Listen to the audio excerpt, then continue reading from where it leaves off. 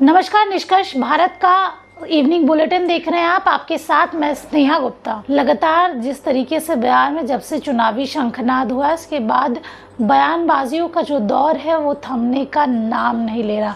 लगातार जितने भी वरिष्ठ नेता हैं, मंत्री हैं, एक दूसरे पे तंज कसने से पीछे नहीं हट रहे। लेकिन आज पूरे दिन की राजनीति में जो एक शब्द है वो चर्चा का विषय बन गया, वो है शहजादा। और ये शब्द आया कहाँ से, इसकी भी चर्चा करेंगे। और आज पूरे दिन किस तरीके से बिहार के सियासी गलियारों में चर्चा बनी रही।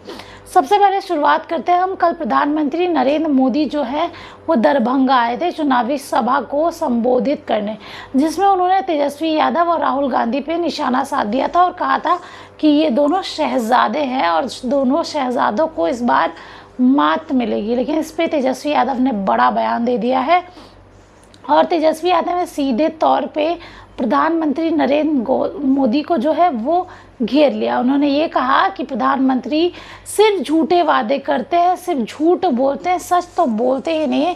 और सीधे सीधे जिस तरीके से उन्होंने प्रधानमंत्री नरेंद्र मोदी पे कटाक्ष कर दिए, उसके बाद बिहार की सियासत गर्म हो गई। इसके साथ ही अगर हम अगली खबर की ओर बढ़ेंगे तो आपको बता दें, तेजस्वी यादव ने एक और भूचाल ला दिया है। एक ऐसा गाना गा के जिस गाने की वजह से भारतीय जनता पार्टी को मिर्ची ज़रूर लगेगी। उन्होंने कहा है, सुन भाई सुन देश की धुन, इंडिया गठबंधन इज कमिंग ऑन 4 जून। तो सीधे सीधे तेजस्वी यादव ने कह दिया कि 4 जून को जो है वो इंडिया गठबंधन ही देश में आएगी।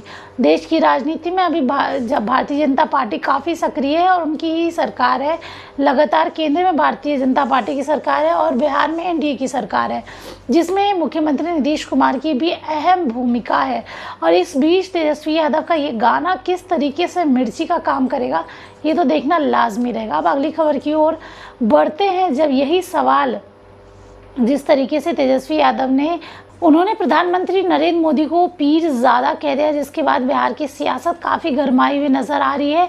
अब इस पे लोक जनशक्ति पार्टी रामविलास के राष्ट्रीय अध्यक्ष चिराग पासवान का भी बयान सामने आ गया है। क्या कुछ कह रहे हैं चिराग पासवान, ये तो हम आपको बताएंगे। साथ में उन्होंने ये कह दिया कि इनके पास कोई मुद्दा नहीं है, ना ये जानते हैं ना इनको कुछ पता है, बस ऐसी ही फालतू की बातें करनी है और मुद्दे की बात नहीं करनी है। सीधे तौर पे चिराग पासवान ने इनके ऊपर निशाना साध दिया।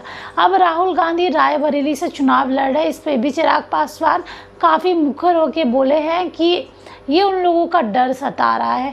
जब भी वो पहले भी जब हारे तो उसके बाद कभी अपने क्षेत्र में नहीं आए, लेकिन अब रायबरेली की जनता भी ये बात समझती है और यही कारण है जिसकी वजह से शायद उनको इस बार हार का सामना करना पड़े। अब बात करते हैं हम अगली खबर में लालू प्रसाद यादव की। लालू प्रसाद यादव ने आज फिर से प्रधानमंत्री नरेंद्र मोदी पे निशाना साध दिया है और सीधे तौर पे कह दिया है कि प्रधानमंत्री मोदी सरकार अगर आती है तो फिर देश का क्या होगा। देश में रोज़गार ख़त्म हो जाएगा, बेरोज़गारी का आलम होगा और लगातार ऐसे जो मुद्दे हैं जो दबते जा रहे हैं वो और बढ़ेंगे। लेकिन अगर 140 करोड़ जनता इस बार मौका देगी तो शायद महागठबंधन और इंडिया अलायंस की सरकार आएगी और लोगों को रोज़गार मिलेगा। लालू प्रसाद यादव के इस बयान के बाद बिहार की सियासत काफ़ी गरमाई हुई नज़र आ रही है।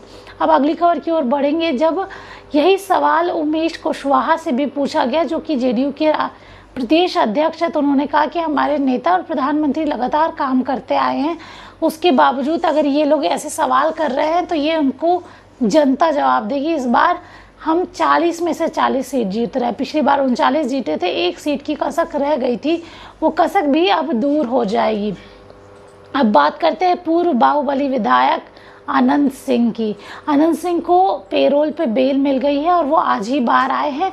और आनंद सिंह जब से बाहर आए हैं लगातार चर्चाएं होने लगी है कि अब चुनाव में और क्या कुछ होगा और ये चुनावी माहौल दिलचस्प कैसे होता है।